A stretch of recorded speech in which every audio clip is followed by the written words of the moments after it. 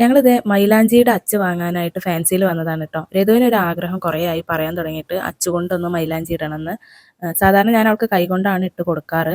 അപ്പോൾ ഒരിക്കൽ നമ്മൾ ഫാൻസിയിൽ വേറെ എന്തോ വാങ്ങാൻ വേണ്ടി പോയപ്പോൾ മൈലാഞ്ചിയുടെ അച്ച് കണ്ടപ്പോൾ അവൾക്കൊരു ആഗ്രഹം. അപ്പോൾ അവൾ പറഞ്ഞിരുന്നു ഇങ്ങനെ അച്ച് കൊണ്ട് ഇട്ട് തരാൻ. അപ്പോൾ അത് ഏതായാലും അതൊന്ന് സഹായിച്ച് കൊടുക്കാം. എനിക്കും തോന്നി, ഞാനും ഇതുവരെ അങ്ങനെ അച്ച് കൊണ്ട് ഇട്ടിട്ടില്ല. അപ്പോൾ ഒന്ന് ട്രൈ ചെയ്യാമെന്ന് കരുതിയിട്ട് അങ്ങനെ വാങ്ങാൻ പോയതാണ്.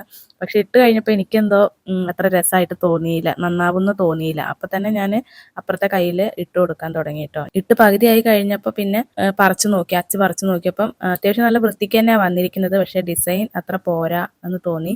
സാധാരണ ഞാൻ എപ്പോഴും അവൾക്ക് അവൾ ആവശ്യപ്പെടുന്ന സമയത്ത് ഞാൻ കയ്യിലിട്ട് കൊടുക്കാറുണ്ട്. അധികം പെരുന്നാളൊക്കെ വരുന്ന സമയത്തൊക്കെ ഇട്ട് കൊടുക്കാറുള്ളൂ. പിന്നെ കല്യാണങ്ങൾക്കും ഇടാറുണ്ട്. പക്ഷേ ഇപ്പോൾ കഴിഞ്ഞ കല്യാണത്തിനൊന്നും മൈലാഞ്ചി ഇടാനുള്ള ഒരു സമയം സാവകാശമൊന്നും കിട്ടിയിരുന്നില്ല. അപ്പോൾ ഞാൻ ആദ്യമൊക്കെ കല്യാണ പെണ്ണിന് മൈലാഞ്ചി ഇട്ട് കൊടുക്കാനൊക്കെ പോയിരുന്നു കേട്ടോ. ഒരു 10 വർഷം മുന്നേ വരെയൊക്കെ, 10 ഒരു 8-9 വർഷം മുന്നേ വരെയൊക്കെ ഇങ്ങനെ പോയിരുന്നു. അപ്പോൾ തീരെ അപ്ഡേറ്റ് അല്ല കേട്ടോ, പഴയ ഡിസൈൻസൊക്കെയാണ്. അപ്പോൾ മൈലാഞ്ചി എല്ലാവർക്കും ഇഷ്ടമായിട്ടുണ്ടെങ്കിൽ ലൈക്ക് ചെയ്യുക, കമൻറ്റ് ചെയ്യുക, ഷെയർ ചെയ്യുക.